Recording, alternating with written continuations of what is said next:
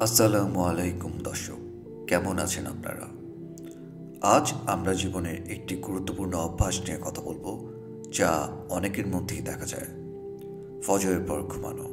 ফজরের পর ঘুমানো আপাত দৃষ্টিতে স্বাভাবিক মনে হলেও এর অনেক নেতিবাচক দিক আছে যা আমাদের জীবনকে প্রভাবিত করতে পারে।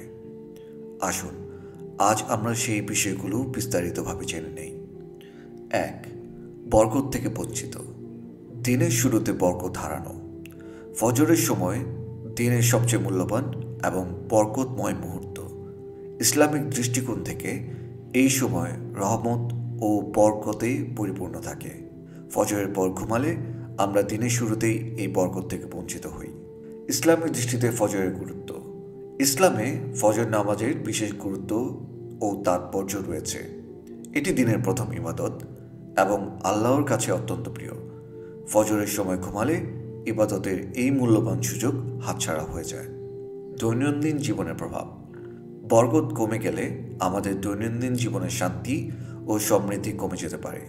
কাজে মনোযোগের অভাব, অস্থিরতা এবং মানসিক অশান্তি দেখা দিতে পারে।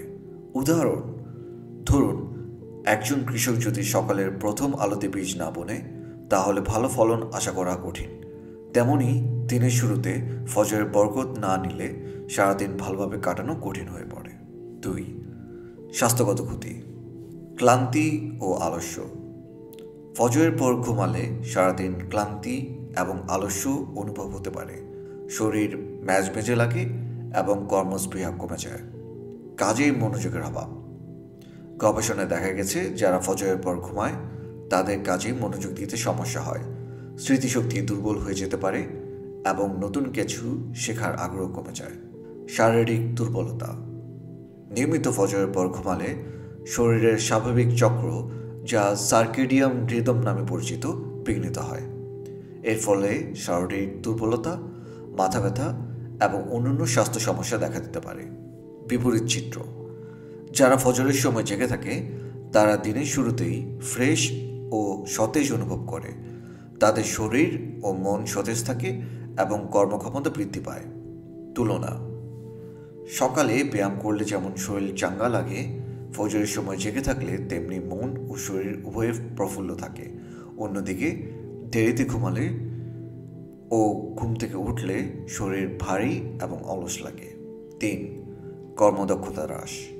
দিনের কার্যক্রম দেরিতে শুরু। ফজরের পর ঘুমালে দিনের কার্যক্রম শুরু করতে দেরি হয়ে যায়, ফলে দিনের গুরুত্বপূর্ণ কাজগুলো পিছিয়ে যায় এবং সঠিক ব্যবহার করা হয় না সময়ের। কর্মক্ষেত্রে নেতিবাচক প্রভাব।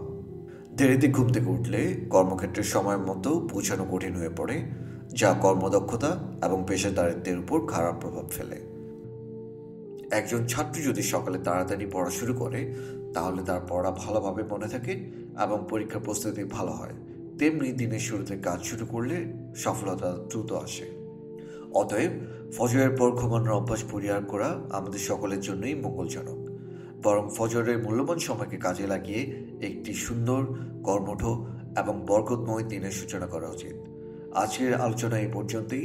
আশা করি ভিডিওটি আপনাদের কাছে ভালো লেগেছে। ধন্যবাদ।